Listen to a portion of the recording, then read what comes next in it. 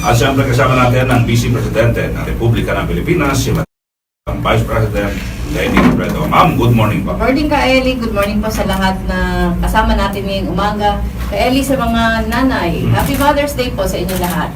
Sa iyo rin, ma'am. Happy Mother's Day. Salamat ka, Eli. Sa ating pong mga tagapakinig dito sa Bicol at dito tayo ngayon sa Naga, maraming na aga sa Indogabos, sa ating pong mga kasama ngayon na galing Visayas at Mindanao, maayong buntag. Ayun, ka Eli, espesyal ito. Opo. Kasi Mother's Day at yung buong pamilya namin andito. Andito yung nanay ko, andito yung dalawa kong anak. Si Tricia saka si Jillian. Sila yung kasama ko ngayon dahil sina-celebrate natin yung Mother's Day.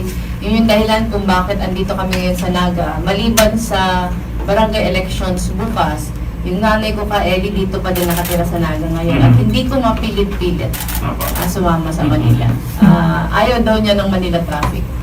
Kaya kami yung umuwi-uwi para makasama namin siya. Opo. At samantala mga kasama, bago tayo mamaya tumungo dito po sa ating mga panayam, ay siguro ma'am, konting kumustahan lang ng kaunti sa nakaraan na nangyayari at siyempre yung inyo pong mga naging aktibidad sa nakarang linggo. Napakabigat ng linggong ito ka Eli. Actually, busy tayo buong linggo pero kanina papunta dito sa estasyon kasi madalas natin ginagawa, binabalikan yung nangyari sa linggo. Parang wala akong maalala. Ang naalala ko lang ka Eli, yung araw na ibinaba yung desisyon ng Supreme Court. Dahil yun ay parang napaka madilim na bahagi ng kasaysayan ng ating bansa. At yun ay kahit inaasahan na parang ang bigat pa din. Ang bigat pa din nung dumating. Pero parating sinasabi ka, Eli, hindi pa din tayo nawawala ng pag-asa. Nagsabi yung kampo ni Chief Justice Sereno, mag-file sila ng motion for consideration. Maghihintay tayo at aasa na sana may magpalit ng desisyon. Hindi ito, parating ito ka-Eling sinasabi na yung laban, hindi ito tungkol kay Chief Justice Sereno. Ako mismo ka-Eling, hindi naman kami magkakilalang personal. Kilala ko siya bilang Chief Justice. Pero napakalaki kasing implikasyon sa hindi na sa justice system, pero sa buong bansa. Kaya ngayon, habang may MR pa, maghihintay muna tayo. Maghihintay, magdadasal, mananawagan. Pero hinihikayat din yung ating mga kababayan na siguro huwag na magtulog-tulugan. Yung mga hindi tayo sumasang-ayon, talagay natin mali.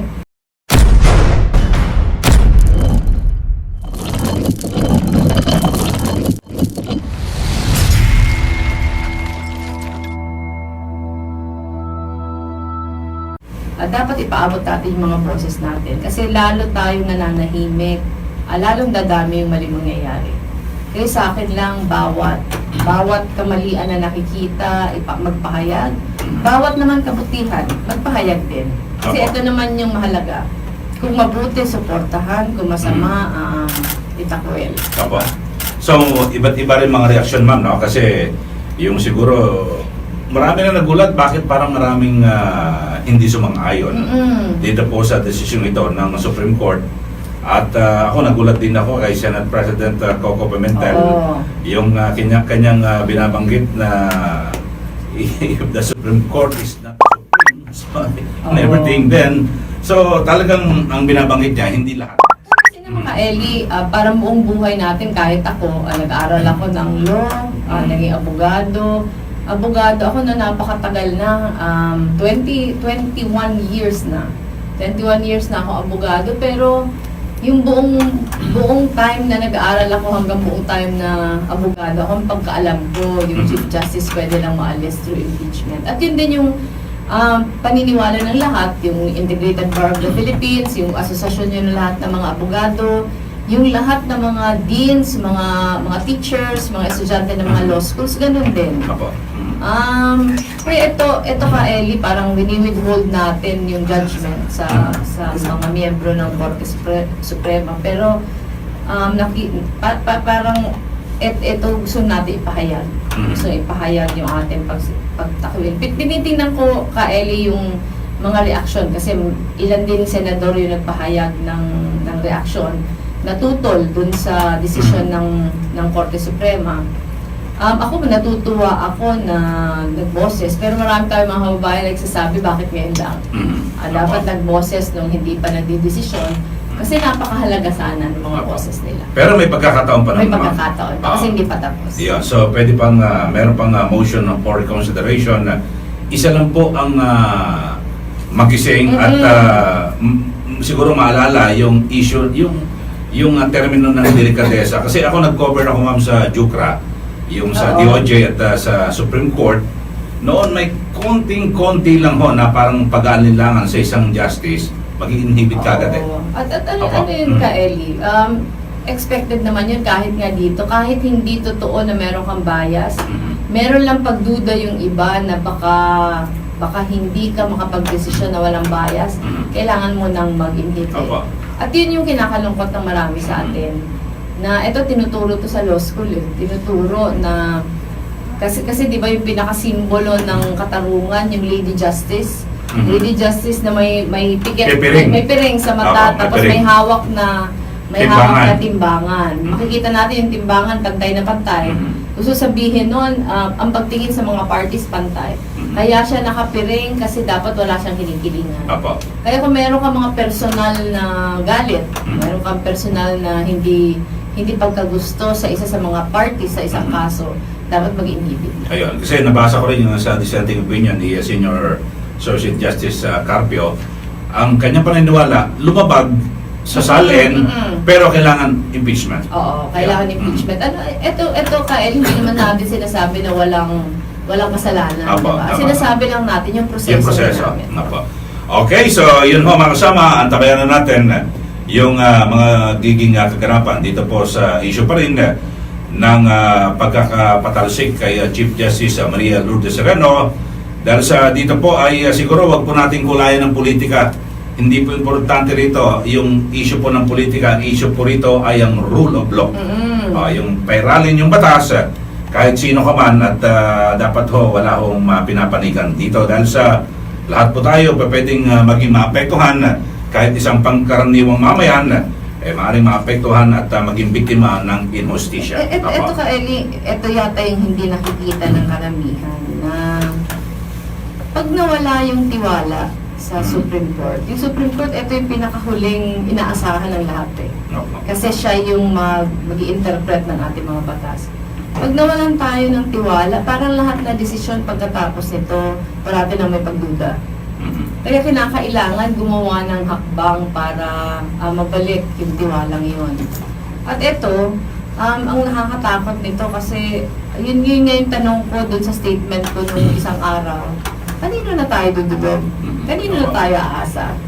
Kung yung pinakapundasyon ng ating demokrasya, parang inalog na eh. At pag inaalog na kasi, parang lumalambot yung pundasyon. At konting hangin na lang pwede bumagsak. Kaya kailangan pagtulong-tulungan natin para palakasin ulit. Ayun. Okay, so yun ho mga kasama, ang isa sa mga malalaking issue. At syempre, ngayon pong araw na ito, Mother's Day.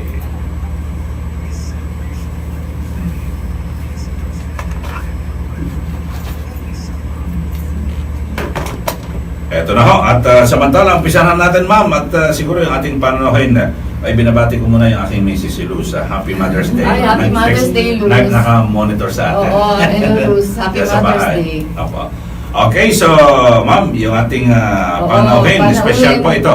Alam mo ka, Ellie, nung sinabi ng staff, ng Biservisyo na kung pwede daw maanyayahan yung nanay kong guest ngayon, nagdalawang isip ako kasi alam ko magre-reklamo siya pag sinabi kong Tagalog yung isasalita. Nasa sakyan kami ngayon. Sabi niya, kaya ko naman mag-Tagalog pero nakahaluan ng Bicol, hindi ko na alam kung alin yung Tagalog at alin yung Bicol. Kaya eto, may dalawa siyang taga-Saklolo, yung dalawang anak.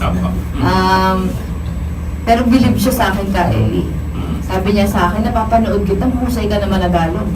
Kasi eto din siguro yung problema na may probinsya ka na iba yung dialect. Kasi yung salita talaga, eto yung sanay. Paminsan ako din, hindi ko din alam kung yung sinasabi ko pala Bicol na. Pero, ayan, napilit natin ngayon yung nanay ko, nandiyan naman yung dalawa kong anak, sila yung magsututor kung hindi niya nakuha yung Tagalog. Pero yung nanay ko ka Ellie, kaya gustong ipaimbita ng Vision staff. Kasi nalaman nila kung ano yung kwento niya. Ito kasi ka Ellie, ngayon mag-82 na siya. Ayaw niya sabihin namin yung edad niya. Pero sasabihin ko pa din, mag-82 na siya sa September. Pero alam mo ka Ellie, di 81 siya ngayon, nagsimula siyang magturo. Teacher siya buong buhay niya. Nagsimula siyang magturo 18. Ito 81 na, pagkatapos na mag-retire, nagturo ulit. So 81, nagtuturo pa din siya, nagda-drive pa din, mas busy sa Facebook kaysa sa akin, busy din siya sa Instagram. Ano to, nagpe-painting, araw-araw nagsisimba, parang mas busy nga yung social life niya sa akin. Maraming nakakakilala sa amin ka Ellie nung lumaki ako. Parang ako yung opposite ng nanay ko.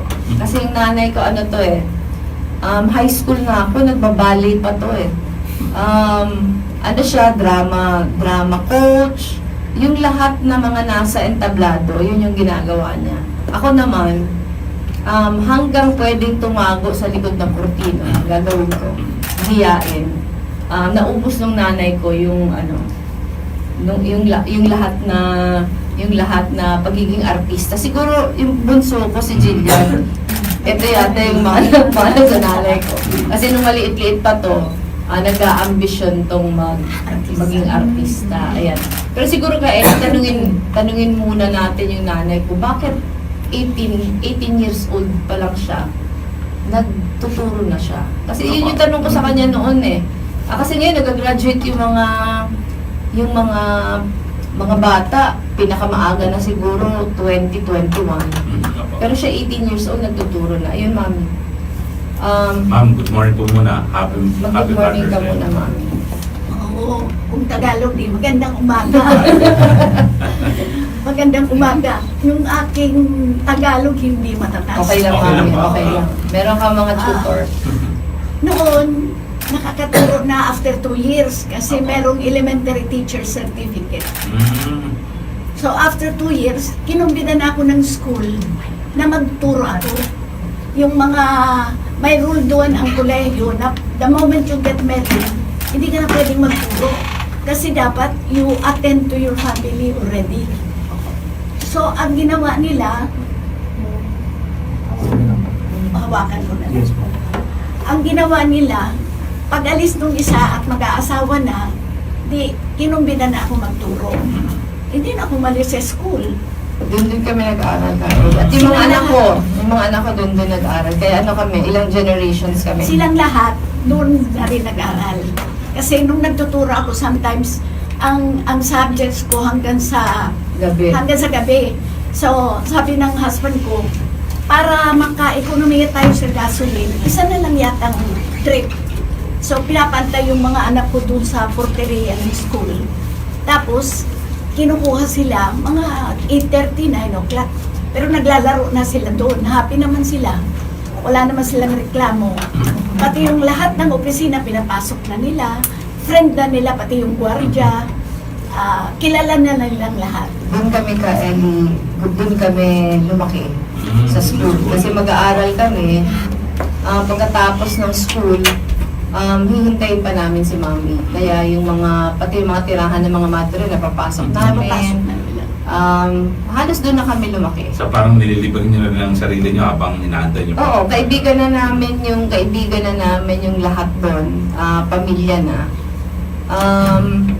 Siguro na iba ito nung ako na din yung nanay at yung mga anak ko na yung doon. Kasi kahit nagturo din ako sa school na yon, hindi ako kasing toxic ni mami. Si mami noon mula alas 7 ng umaga hanggang mga 8:30 ng gabi nagtuturo.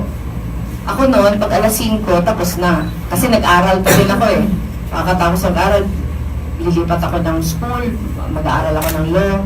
So medyo iba na yung nilaki namin. Pero yung sinasabi ni maming 2 years na teacher certificate, nagtuturo na siya, nag-aaral pa din para makuha niya yung bachelor's, nag-aaral ulit para makuha niya yung master's, nag-aaral ulit para makuha niya yung PhD.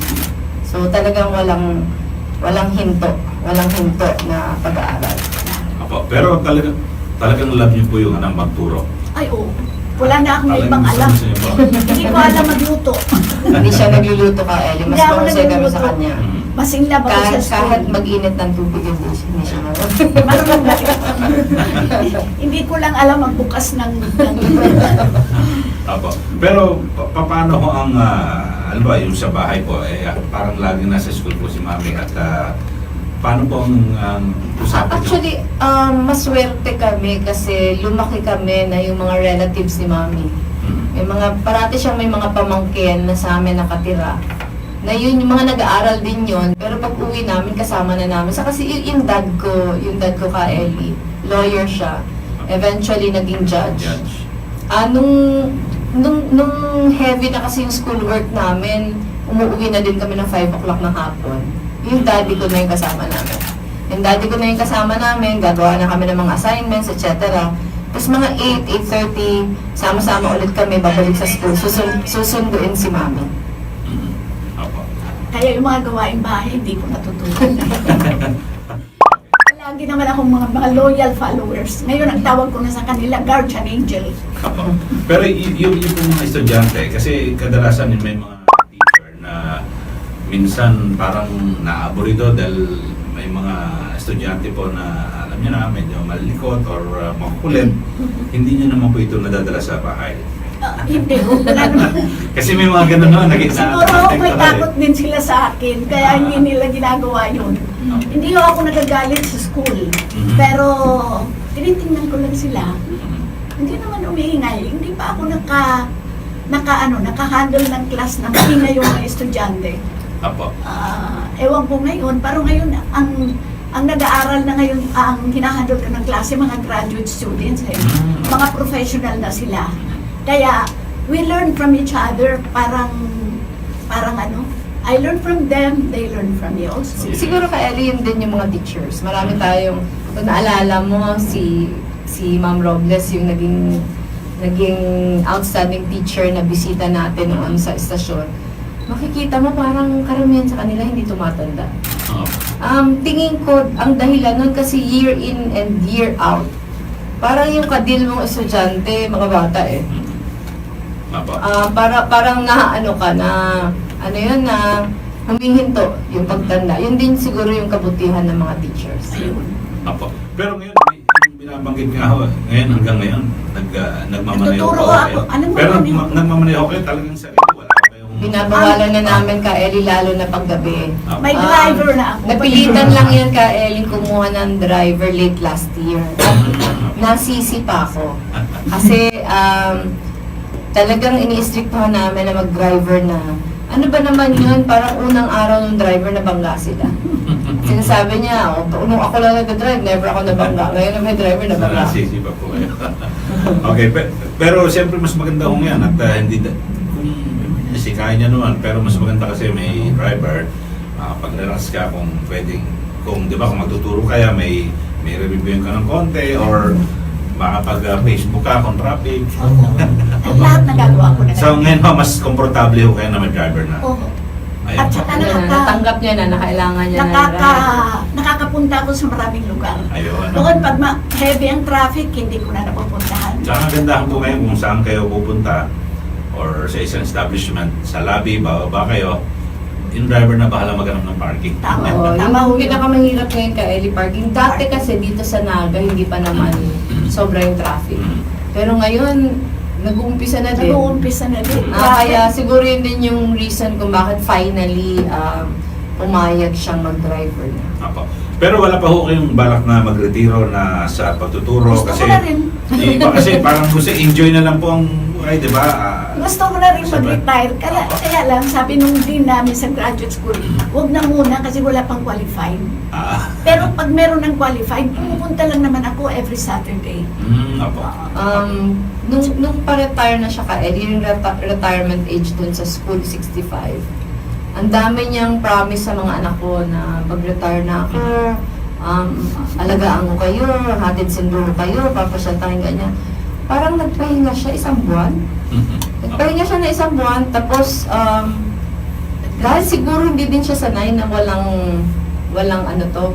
schedule na hectic. Bumalik sa pagturo. Talagang hinahanap ko ng katawan. Pero kung minsan, ganun po talaga pag senior citizen, minsan mas kailangan may ginagawa, busy po. Tsaka kung wala kang ginagawa, matutulog ka na lang. Oo. Oo, mas mabuti na yun na lumalabas-labas ka. Ay, mas maganda may pinagkakaabalahan din. Oo, si Mami kasi ka Ellie, nagsisimba siya every 7 o'clock in the morning. Dun sa church, meron na siyang mga kabarkadang mga churchgoers din. At yung barkada nila, karamihan mga seniors, meron silang theme every day. Paminsan, kain sa labas, papasyal. Ang pasyal nila, paminsan dito lang, o paminsan yung pasyal sa labas ng Naga. Kaya happy din sila. Opo. Pero kasi may mga, wala ko pa kayong parang barkada na... Meron ho, marami. Marami pa. Siguro mas barkada pa ako sa kanila. May barkada ako sa church, may barkada ako sa school, may Marami barkada siyang ako sa mga friends. estudyante. Marami. Tingin ko yun yung dahilan kung bakit hindi namin siya mapilit na sumama sa Manila. At dahil sa Manila, unang-una ka, wala naman kami bahay. Pag nasa Manila, nagsisiksikan kami sa maliit na kondo. Dito, ang ganda ng garden niya. Dun sa amin, wala siya nakikita, kundi mga corridor. Hindi siya makapag-drive doon na mag-isa. Dependent siya sa amin. At kami ay busy din. Kaya pag inaaya namin, parating ayaw. Opo. Mas maganda naman dito kasi at Mas least maganda. wala pong mas Mas maganda at saka marami akong taong kilala. Ayun, opo. Okay, siguro tanong din natin yung mga apo. Ano masabi sa inyo grad na? Sige, sige. Sige, bunso muna, bunso. Oo, bunso muna. Sige na, kasi Mother's Day naman ngayon. Ano daw sabi mo kay Mami? Pati kay Amet, yung lola. Kay Lola at saka kay Sige. Mother's Day. Okay, happy birthday. Ano daw masasabi mo kay Mami? Tungkol kay Mommy. Yun nga, sinabi ni Mama na para yung kaartehan ko naman ako kay Mama. Ate ka ba? Oo, inaamin ko. Pero galing yun kay Mommy. So, Narinig ko siyang kumanta eh. Kaya isinare ko sa aking timeline. Kasi ito ka Ellie, si Julian, of my children, ito yung mahilig mag-perform, mahilig mag-ayos. Wala naman, hindi naman ako ganyan eh. May boses pa siya. Wala kaming ibang mahanapan na pinagmanahan kundi si Mami. Si O si Trisha daw. Trisha. Ako parang naalala ko lang po growing up, habang lumalaki ako. Lahat ng mga declamation pieces, lahat ng mga poem recitations, parang hindi kami maka-perform sa school hanggang ma-clear kami kay mom. So parang dapat approve muna siya or yung standards na naabot muna namin bago kami makapag-present. So parang every time may declamation, lagi siya yung tinatawag namin para ihanda kami. And feeling ko natutuwa naman siyang ganun. So, yun. Tapos ako ng grade school dahil sa kanya. Pero masarap na may lola na teacher, tapos di ba, parang may tutor ka na, di ba? Okay ba?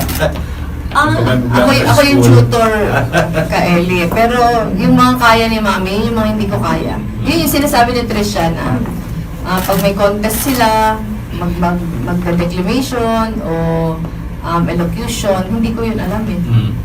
So si Mami yung nagtatrain. At ayaw ni Mami magpatawag ng lola. Kasi Mami rin pa. oo. Ayaw niya nga minsan sabihin na senior siya eh. So, sino po paborito niyo po? Wala na. Lahat. Lahat sila. Meron daw akong 6 na ako, lahat sila paborito ko.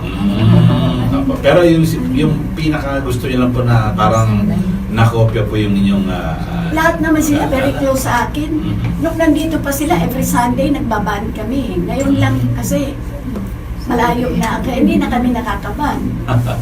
Meron nga isang best na kahit yung hindi declamation or whatever, pag gumagawa, may assignment sila gumawa ng poem, gumawa ng lahat, pinapakita mo na nila sa akin.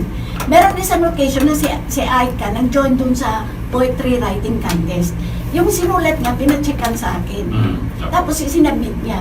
The following day, sabi niya, ay mami, talo ka nung nag-edit nung isang kaklase. Yung second lang si Aika. Second lang ako. Ay mami, nung isa, yun na nag-first. Kinakatsawan niya si Mami kasi pinsan din namin. Sabi niya, Bakit ganun? kilala niya yung tita niya. Sabi niya, Mami, talo ka ni tita, ano?